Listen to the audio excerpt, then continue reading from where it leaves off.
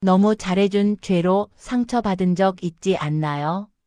이 질문이 가슴에 닿는다면 당신은 아마도 관계 속에서 많은 것을 주었던 사람일 겁니다. 먼저 손 내밀고, 먼저 이해하려 했고, 먼저 양보했던 사람. 그런데 어느 순간 그 관계가 무너질 때 가장 깊이 다친 사람도 바로 당신이었을 겁니다. 우리는 살면서 수많은 관계를 만나고 헤어집니다. 가족, 친구, 연인, 동료. 그 안에서 우리는 서로에게 무언가를 주고받으며 살아갑니다.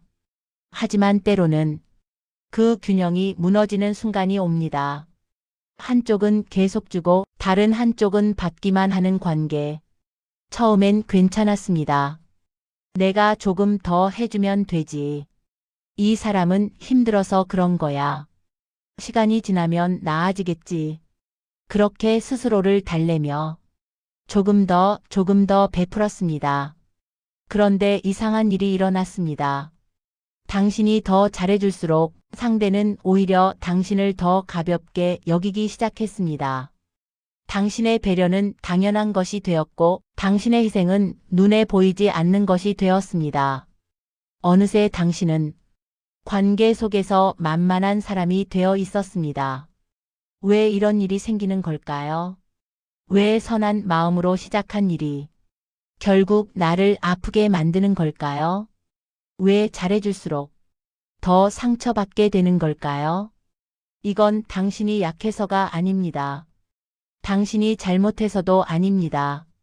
단지 관계에는 보이지 않는 법칙들이 있고 우리가 그것을 몰랐을 뿐입니다. 관계는 균형입니다. 한쪽이 계속 기울면 그 무게중심은 무너집니다. 한쪽이 계속 주기만 하면 그 관계는 서서히 왜곡됩니다. 주는 사람은 점점 지쳐가고 받는 사람은 점점 무감각해집니다. 그리고 어느 순간 주던 사람이 더 이상 줄 수 없게 되었을 때 그때서야 관계는 금이 갑니다. 당신은 혼자가 아닙니다. 이 상처를 경험한 사람들은 생각보다 훨씬 많습니다. 너무 잘해줘서 만만해진 사람, 너무 이해해줘서 무시당한 사람, 너무 배려해서 이용당한 사람. 그들은 모두 선한 마음을 가진 사람들이었습니다. 다만 자신을 지키는 법을 조금 늦게 배웠을 뿐입니다. 오늘 우리는 이 이야기를 할 겁니다.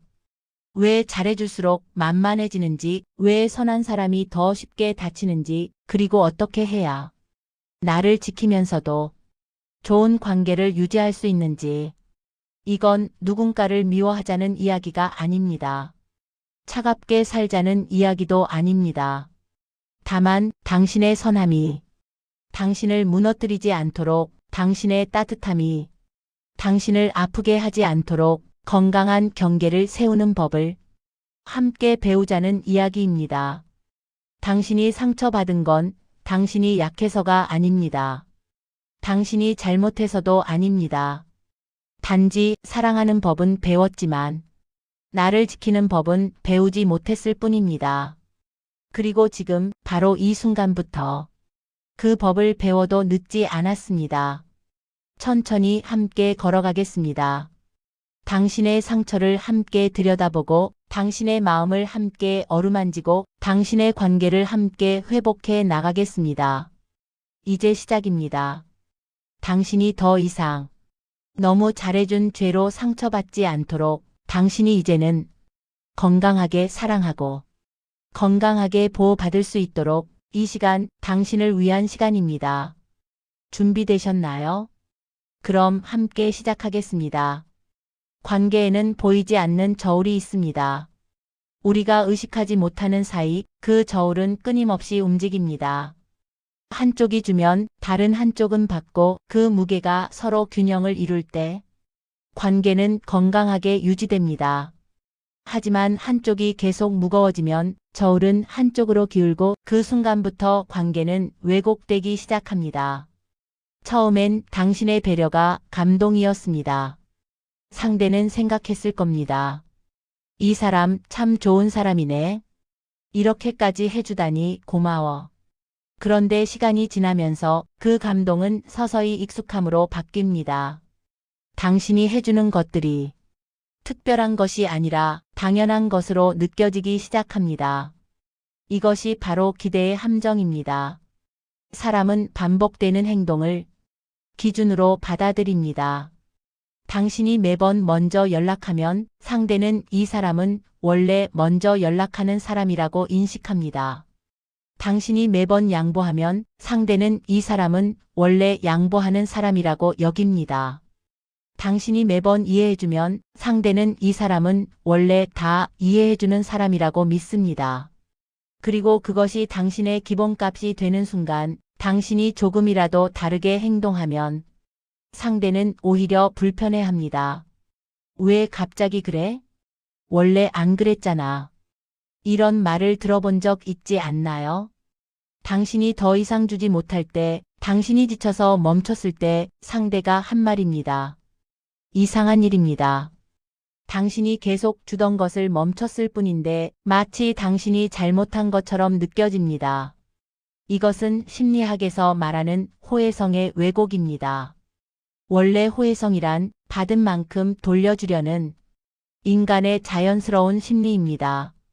누군가 나에게 호의를 베풀면 나도 그에게 무언가를 돌려주고 싶어집니다.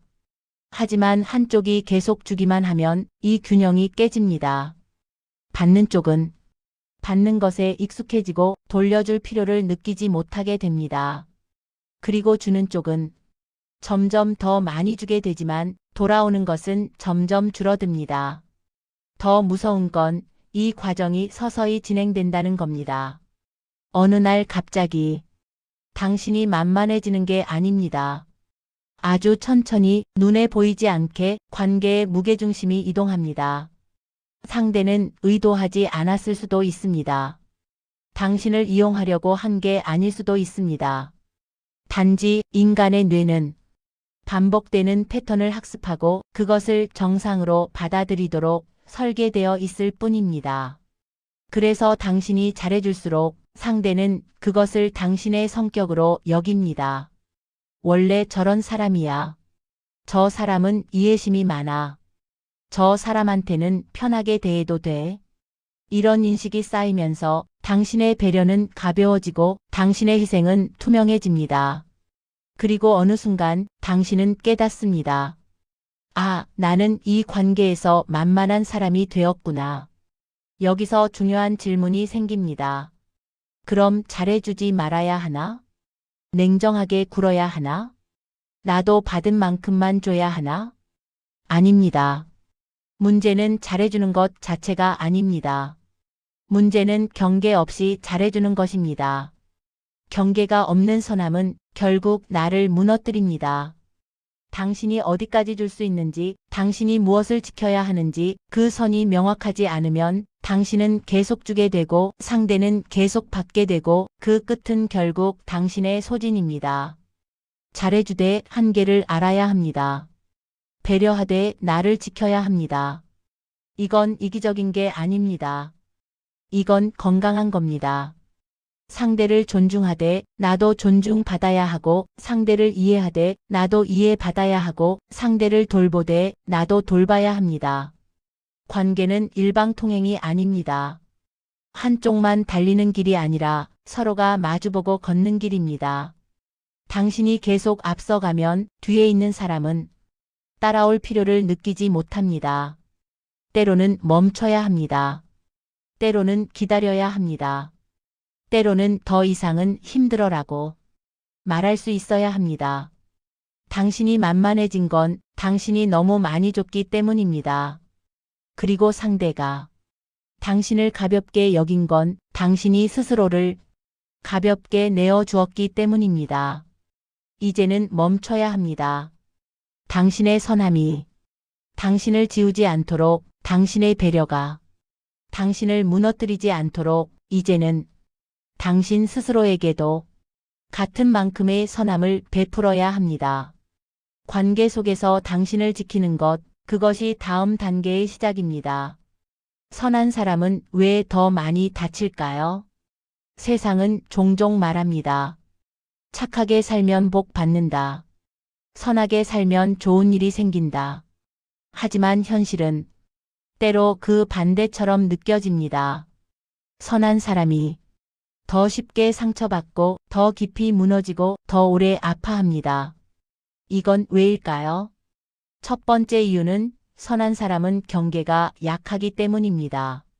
선한 사람은 상대의 입장을 먼저 생각합니다. 이 사람도 힘들겠지.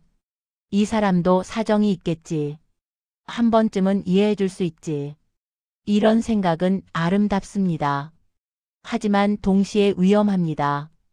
왜냐하면 상대를 이해하느라 자신의 불편함을 놓치기 때문입니다. 선한 사람은 아니요 라는 말을 잘하지 못합니다.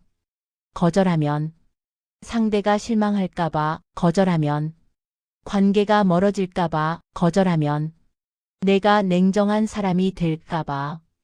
그래서 참습니다. 그래서 받아들입니다. 그래서 또 한 번 양보합니다.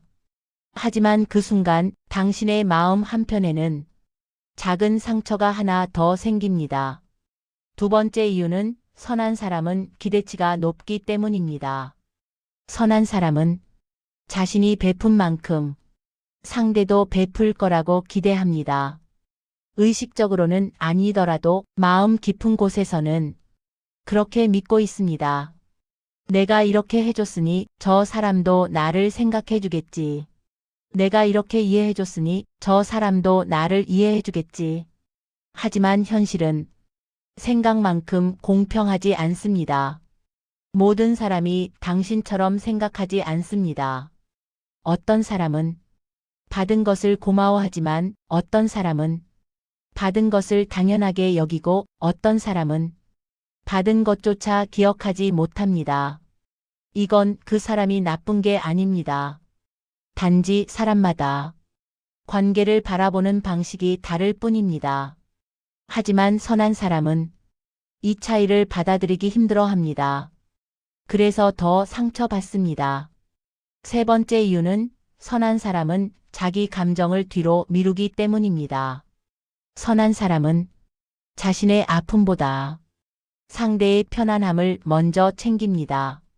화가 나도 이 정도로 화낼 일은 아니야 라고 넘기고, 서운해도 이 정도로 서운해할 일은 아니야 라고 삼키고, 힘들어도 이 정도는 견딜 수 있어 라고 참습니다. 그렇게 감정을 미루고 미루다 보면 어느 순간 그 감정들은 거대한 덩어리가 되어 쌓입니다. 그리고 어느 날 무너집니다. 작은 일 하나에 모든 게 터져버립니다. 상대는 이해하지 못합니다. 왜 갑자기 그래? 이 정도 일로? 하지만 당신은 압니다. 이건 이 정도 일 때문이 아니라 그동안 쌓인 모든 것들 때문이라는 걸.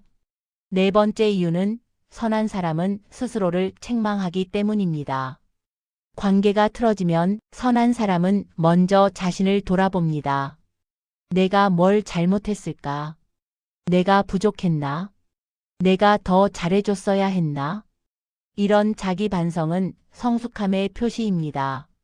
하지만 과도하면 독이 됩니다. 모든 관계의 문제가 당신 탓은 아닙니다. 때로는 상대가 잘못한 것이고, 때로는 상황이 나쁜 것이고, 때로는 그냥 맞지 않는 것입니다. 하지만 선한 사람은 자신에게 더 많은 책임을 지우고 자신을 더 많이 책망합니다. 그래서 상처는 더 깊어지고 회복은 더 더뎌집니다. 다섯 번째 이유는 선한 사람은 떠나는 것을 두려워하기 때문입니다. 선한 사람은 관계를 포기하는 것을 마치 자신의 실패처럼 느낍니다.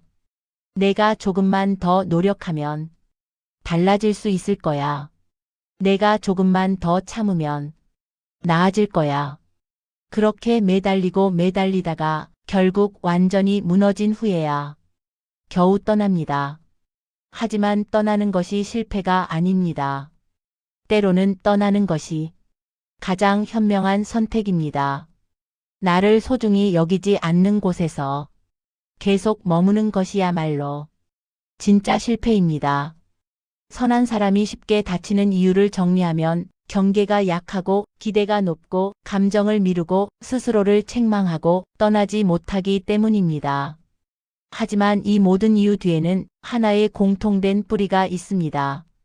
바로 나보다 상대를 더 중요하게 여기는 마음입니다. 선한 사람은 자신의 마음보다 상대의 마음을 먼저 챙깁니다. 자신의 행복보다 상대의 행복을 먼저 바랍니다.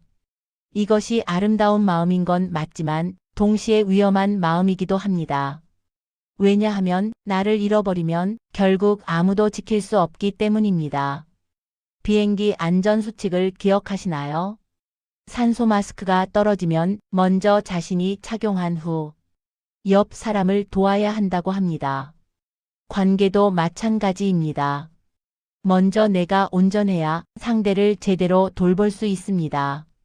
먼저 내가 행복해야 상대를 행복하게 할 수 있습니다.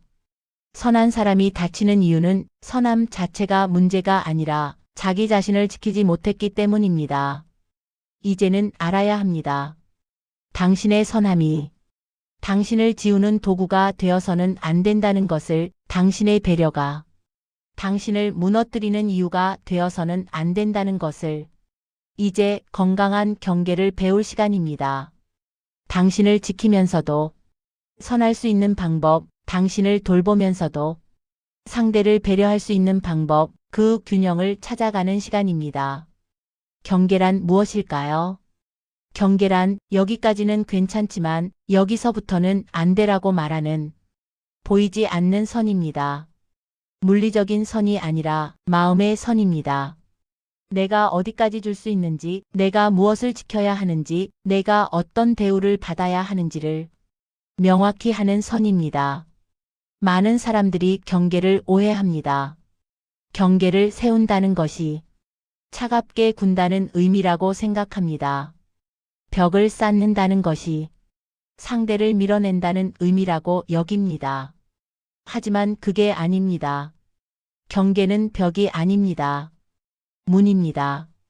벽은 아무것도 통과시키지 않지만 문은 선택적으로 열고 닫을 수 있습니다. 좋은 것은 드리고 해로운 것은 막을 수 있는 선택의 권리입니다. 경계가 없는 관계는 마치 문 없는 집과 같습니다. 누구든 들어올 수 있고 무엇이든 가져갈 수 있고 언제든 휘저을 수 있습니다. 처음엔 개방적이고 자유로워 보이지만 결국 그 집에 사는 사람은 안전함을 느낄 수 없습니다. 그렇다면 건강한 경계는 어떻게 세울 수 있을까요? 첫 번째 단계는 내가 무엇을 원하는지 아는 것입니다. 많은 사람들이 자신이 무엇을 원하는지 모릅니다. 상대가 원하는 것, 상황이 요구하는 것, 사회가 기대하는 것은 알지만 정작 나는 무엇을 원하는지 명확히 알지 못합니다. 스스로에게 물어보세요. 이 관계에서 나는 무엇을 원하는가? 이 상황에서 나는 어떤 대우를 받고 싶은가? 내가 지켜야 할 것은 무엇인가? 이 질문들에 답할 수 있어야 경계를 세울 수 있습니다. 두 번째 단계는 내 감정을 인정하는 것입니다. 선한 사람들은 자신의 감정을 부정하는 경우가 많습니다. 이 정도로 화낼 일은 아니야. 너무 예민한 건가? 내가 유난 떠는 건가? 하지만 당신의 감정은 충분히 타당합니다. 불편하면 불편한 겁니다. 화나면 화난 겁니다. 서운하면 서운한 겁니다. 감정에는 이유가 있습니다. 그 감정을 부정하지 마세요. 감정을 인정해야 그 다음 단계로 나아갈 수 있습니다. 세 번째 단계는 명확하게 표현하는 것입니다. 경계는 마음속에만 있어서는 안 됩니다. 상대에게 전달되어야 합니다. 나는 이런 대화가 불편해요. 이렇게 하면 나는 상처받아요. 이 부분은 나한테 너무 힘들어요. 이렇게 말하는 것이 경계를 세우는 시작입니다. 많은 사람들이 이 단계에서 멈춥니다. 말하면 관계가 나빠질까봐, 말하면 까다로운 사람이 될까봐 말하면 상대가 떠날까봐. 하지만 말하지 않으면 상대는 모릅니다. 당신이 불편한지, 당신이 힘든지, 당신이 어디까지 견딜 수 있는지. 말하지 않은 경계는 존재하지 않는 것과 같습니다. 상대가 눈치채 주길 기다리지 마세요. 상대가 알아서 배려해 주길 바라지 마세요. 명확하게 직접 말해야 합니다. 물론 처음엔 어렵습니다.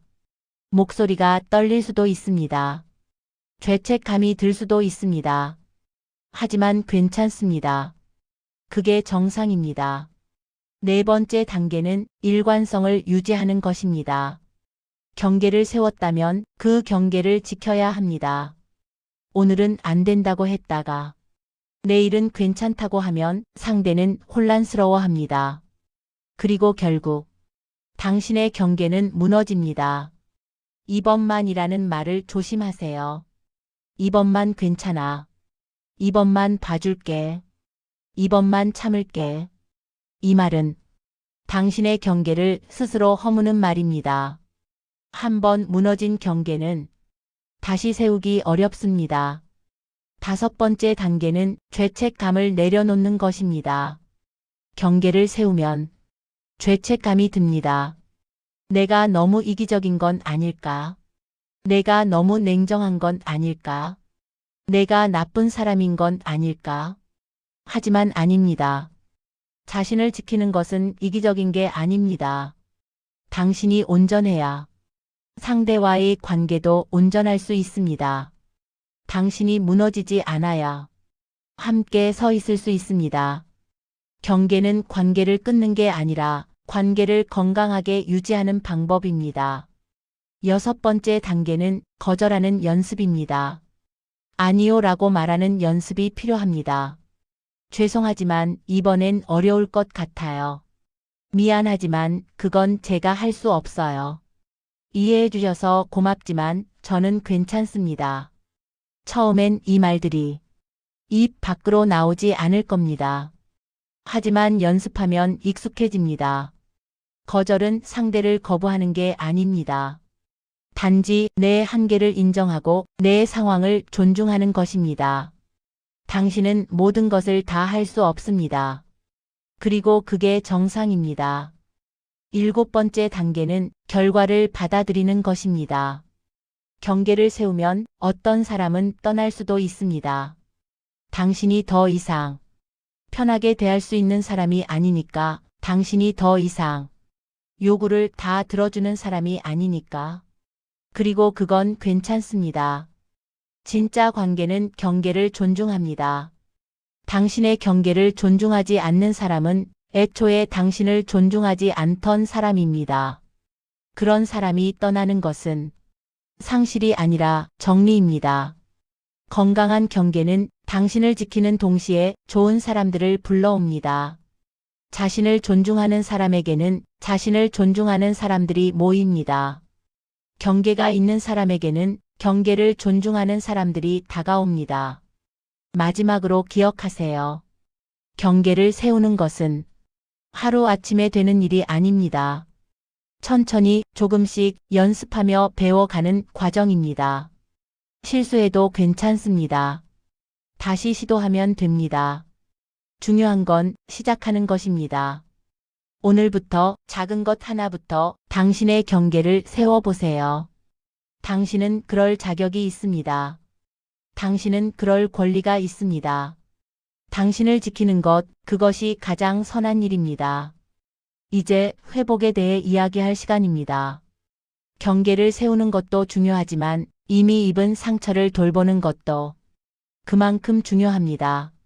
너무 잘해줘서 다친 마음, 너무 많이 줘서 지친 마음, 너무 오래 참아서 무너진 마음. 이 마음들을 어떻게 회복할 수 있을까요? 첫 번째, 상처를 인정하는 것부터 시작하세요. 많은 사람들이 자신의 상처를 부정합니다. 이 정도는 아무것도 아니야. 다른 사람들은 더 힘든데. 내가 너무 예민한 거야. 하지만 당신의 상처는 충분히 아픈 것입니다. 상처를 인정한다고 해서 약한 사람이 되는 게 아닙니다. 오히려 자신의 아픔을 정직하게 마주하는 것이야말로 진짜 강함입니다. 나는 지금 아프다. 나는 지금 힘들다. 나는 지금 회복이 필요하다. 이렇게 말할 수 있어야 회복이 시작됩니다. 두 번째, 스스로에게 시간을 주세요. 관계에서 입은 상처는 하루아침에 낫지 않습니다. 생채기가 아물려면 시간이 필요하듯 마음의 상처도 시간이 필요합니다. 빨리 회복하려고 서두르지 마세요. 왜 아직도 이래? 라고 자책하지 마세요. 당신의 회복 속도는 당신의 것입니다. 누군가는 한 달이면 괜찮아지고 누군가는 1년이 걸릴 수도 있습니다. 그게 정상입니다. 중요한 건 속도가 아니라 방향입니다. 앞으로 나아가고 있다면 그것으로 충분합니다. 세 번째, 자신에게 온화해지는 연습을 하세요. 관계에서 다친 사람들은 스스로에게 가혹한 경우가 많습니다. 내가 그때 그러지 말았어야 했는데, 내가 미리 알아챘어야 했는데, 내가 더 잘했어야 했는데, 하지만 지나간 일은 바꿀 수 없습니다. 과거의 나를 책망하는 대신 과거의 나를 이해해 주세요. 그때 당신은 최선을 다했습니다. 그때 당신이 알던 것으로, 그때 당신이 가진 것으로 최선을 다한 겁니다. 지금의 당신이 더 많이 알게 된 건 그 경험을 겪었기 때문입니다. 자신에게 말해주세요. 넌 잘못하지 않았어. 넌 충분히 노력했어. 넌 정말 잘 견뎌왔어. 이런 말들이 당신의 마음을 조금씩 회복시킵니다. 네 번째, 감정을 표현하는 연습을 하세요. 오랫동안 참아온 감정들을 밖으로 꺼내야 합니다. 글로 써도 좋고, 신뢰하는 사람에게 말해도 좋고, 혼자 소리 내어 울어도 좋습니다. 감정은 억누를수록 커집니다. 하지만 표현하면 조금씩 작아집니다. 처음엔 감정의 홍수가 밀려올 수 있습니다. 그래도 괜찮습니다. 그 홍수가 지나가면 고요함이 찾아옵니다. 다섯 번째, 나를 채우는 시간을 가지세요. 관계에 너무 많이 쏟다 보면 정작 나 자신은 텅 비어버립니다. 이제는 나를 채울 시간입니다. 나를 채운다는 건 거창한 게 아닙니다. 좋아하는 음악을 듣는 것, 산책을 하며 바람을 느끼는 것, 좋아하는 책을 읽는 것, 따뜻한 차 한 잔을 천천히 마시는 것. 이런 작은 것들이 당신의 마음을 조금씩 채웁니다. 자신에게 물어보세요. 나는 지금 무엇이 필요할까? 나는 지금 무엇을 하고 싶을까? 나는 어떨 때 행복할까? 그리고 그것을 허락하세요. 자신에게 그 시간을 선물하세요. 여섯 번째, 건강한 관계를 선별하는 연습을 하세요. 회복하면서 동시에 앞으로의 관계를 다르게 만들어야 합니다. 모든 사람과 같은 깊이로 관계할 필요는 없습니다. 관계에도 거리가 있습니다. 가까이 두어야 할 사람, 적당한 거리를 유지해야 할 사람, 멀리해야 할 사람. 이 구분을 명확히 하세요. 나를 존중하는 사람과는 가까이, 나를 소모시키는 사람과는 멀리. 이건 차별이 아니라 자기 보호입니다. 당신의 에너지는 한정되어 있습니다. 그 에너지를 어디에 쓸지는 당신이 선택할 수 있습니다. 일곱 번째, 작은 성공을 축하하세요. 회복은 큰 변화로 오지 않습니다. 작은 변화들이 쌓여서 옵니다. 오늘 아니요라고 말했다면 그것도 성공입니다. 오늘 내 감정을 솔직하게 표현했다면 그것도 성공입니다. 오늘 나를 위한 시간을 가졌다면 그것도 성공입니다. 이런 작은 성공들을 놓치지 마세요. 스스로에게 말해주세요. 오늘 나는 잘했어. 오늘 나는 한 걸음 나아갔어. 이런 긍정이 당신을 계속 앞으로 나아가게 합니다. 여덟 번째, 도움을 요청하는 것을 부끄러워하지 마세요. 혼자 감당하기 힘들 때가 있습니다. 그럴 땐 도움을 요청해도 괜찮습니다. 신뢰하는 친구에게, 가족에게, 때로는 전문가에게 도움을 요청하는 것은 약한 게 아니라 현명한 겁니다. 우리는 혼자서 모든 걸 해결할 수 없습니다. 때로는 누군가의 손을 잡고 함께 걸어가는 게 더 빠른 회복의 길입니다. 9번째, 용서에 대해 다시 생각해 보세요. 많은 사람들이 용서를 의무처럼 느낍니다. 용서해야 앞으로 나아갈 수 있다. 용서해야 성숙한 사람이다. 하지만 용서는 강요되어서는 안 됩니다. 용서는 당신이 준비되었을 때 당신의 속도로 하는 것입니다. 아직 준비가 안 됐다면 용서하지 않아도 괜찮습니다. 중요한 건 상대를 용서하느냐가 아니라 당신 자신을 자유롭게 하느냐입니다. 때로는 용서보다 놓아주는 것이 더 중요합니다.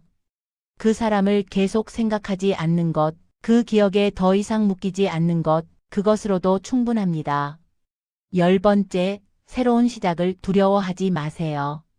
회복한다는 건 단순히 예전으로 돌아가는 게 아닙니다. 더 강해진 나, 더 현명해진 나, 더 온전해진 나로 새롭게 시작하는 것입니다. 당신은 이제 예전의 당신이 아닙니다. 당신은 상처를 겪었고 그 상처를 통해 배웠고 그 배움을 통해 성장했습니다. 이제 당신은 자신을 지키는 법을 아는 사람입니다. 경계를 세우는 법을 아는 사람입니다. 그리고 무엇보다 자신을 사랑하는 법을 배워가는 사람입니다. 회복은 끝이 아니라 시작입니다. 더 건강한 관계로, 더 온전한 나로 새롭게 걸어가는 시작입니다. 천천히 가도 괜찮습니다. 쉬어가도 괜찮습니다. 중요한 건 멈추지 않는 것입니다. 당신은 회복하고 있습니다. 그리고 당신은 잘하고 있습니다. 우리는 여기까지 왔습니다. 너무 잘해준 죄로 상처받았던 이야기, 선한 마음으로 시작했지만 무너졌던 이야기, 그리고 이제 다시 일어서는 이야기. 긴 여정이었습니다. 하지만 당신은 여기까지 함께 걸어왔습니다. 이제 마지막 이야기를 나누려 합니다. 당신이 기억해야 할 것들, 당신이 품고 가야 할 것들에 대해서요. 첫 번째로 기억하세요. 당신의 선함은 잘못이 아닙니다. 세상이 당신의 선함을 이용했다고 해서 당신이 선하게 사는 것을 멈춰서는 안 됩니다. 단지 방법을 바꾸면 됩니다. 경계 없는 선함이 아니라 지혜로운 선함으로, 자신을 지우는 선함이 아니라 자신을 지키는 선함으로, 선하되 현명하게, 베풀되 한계를 알고, 사랑하되 나를 잃지 않고, 이것이 당신이 배워야 할 새로운 선함입니다. 두 번째로 기억하세요. 관계는 혼자 만드는 게 아닙니다. 당신이 아무리 노력해도 상대가 함께하지 않으면 그 관계는 온전할 수 없습니다. 당신 혼자 그 모든 무게를 짊어질 필요가 없습니다. 좋은 관계는 함께 만들어가는 것입니다. 한쪽이 계속 주고 한쪽이 계속 받는 관계는 건강한 관계가 아닙니다. 서로 주고받고 서로 이해하고 서로 존중하는 것, 그것이 진짜 관계입니다. 그런 관계가 아니라면 떠나도 괜찮습니다. 떠나는 것이 실패가 아니라 때로는 가장 현명한 선택입니다. 나를 소중히 여기지 않는 곳에서 계속 머무는 것이야말로 진짜 실패입니다. 세 번째로 기억하세요.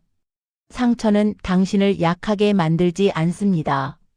오히려 상처는 당신을 더 깊은 사람으로 만듭니다. 상처를 겪은 사람은 다른 사람의 아픔을 이해할 수 있고 진짜 강함이 무엇인지 알게 됩니다.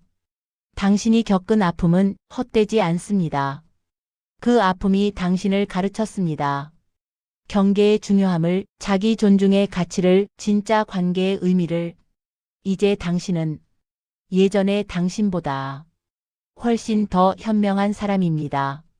네 번째로 기억하세요. 당신은 사랑받을 자격이 있습니다. 당신이 완벽해서가 아니라 당신이 존재한다는 이유만으로 당신은 존중받을 자격이 있고 배려받을 자격이 있고 소중히 여겨질 자격이 있습니다. 그 자격은 당신이 얼마나 잘해줬는지로 결정되지 않습니다. 당신이 존재한다는 것 자체로 이미 충분합니다. 당신을 제대로 대우하지 않는 사람은 당신의 가치를 모르는 사람입니다. 그것은 당신의 문제가 아니라 그 사람의 문제입니다. 5번째로 기억하세요. 회복에는 정해진 시간이 없습니다. 어떤 사람은 빨리 회복하고 어떤 사람은 천천히 회복합니다. 그 속도를 비교하지 마세요. 당신의 속도가 당신에게 맞는 속도입니다. 중요한 건 멈추지 않는 것입니다. 한 걸음씩, 하루씩, 조금씩 나아가면 됩니다. 어제보다 오늘, 오늘보다 내일 조금씩 나아지고 있다면 그것으로 충분합니다. 6번째로 기억하세요. 혼자가 아닙니다. 이 상처를 겪은 사람이 당신만은 아닙니다. 너무 잘해줘서 다친 사람, 너무 사랑해서 무너진 사람, 너무 이해해서 상처받은 사람. 수많은 사람들이 같은 길을 걸어왔고 같은 아픔을 겪었습니다. 그리고 그들은 회복했습니다. 다시 일어났고 다시 웃었고 다시 사랑했습니다. 당신도 할 수 있습니다. 당신도 회복할 수 있습니다. 마지막으로 이것을 기억하세요. 당신은 이미 충분합니다. 더 잘해줘야 사랑받는 게 아닙니다. 더 희생해야 인정받는 게 아닙니다. 더 참아야 관계가 유지되는 게 아닙니다. 있는 그대로의 당신으로도 이미 충분합니다. 당신의 가치는 당신이 무엇을 하느냐로 결정되지 않습니다. 당신이 누구인가로 결정됩니다. 그리고 당신은 귀한 사람입니다. 이제 새로운 장을 시작할 시간입니다. 너무 잘해준 죄로 상처받던 당신이 아니라 건강하게 경계를 세우는 당신으로 자신을 지우며 사랑하던 당신이 아니라 자신을 지키며 사랑하는 당신으로 혼자 모든 걸 짊어지던 당신이 아니라 함께 나누는 관계를 만드는 당신으로 이 여정이 쉽지는 않을 겁니다. 때로는 흔들릴 수도 있고 때로는 다시 넘어질 수도 있습니다. 하지만 괜찮습니다. 당신은 이제 다시 일어서는 법을 알고 있으니까요. 당신은 이제 나를 지키는 법을 배웠으니까요.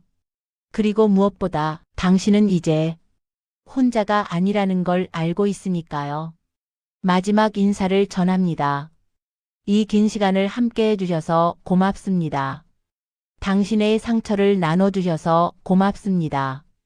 여기까지 함께 걸어와 주셔서 고맙습니다. 당신의 앞날에 더 이상 너무 잘해준 죄로 상처받는 일이 없기를, 건강한 경계 안에서 평온함을 누리기를, 당신을 소중히 여기는 사람들과 함께하기를, 당신 스스로를 사랑하며 살아가기를 진심으로 바랍니다. 이제 당신의 시간입니다. 당신을 위한 시간, 당신을 지키는 시간, 당신을 사랑하는 시간. 그 시간 속에서 당신이 온전히 행복하기를 기억하세요. 너무 잘해준 것은 죄가 아닙니다. 단지 이제는 나에게도 잘해줄 시간입니다. 당신은 소중합니다. 당신은 귀한 사람입니다. 당신은 사랑받을 자격이 있습니다. 그리고 당신은 이미 충분합니다. 이제 다시 시작하세요. 더 건강하게, 더 현명하게, 더 온전하게.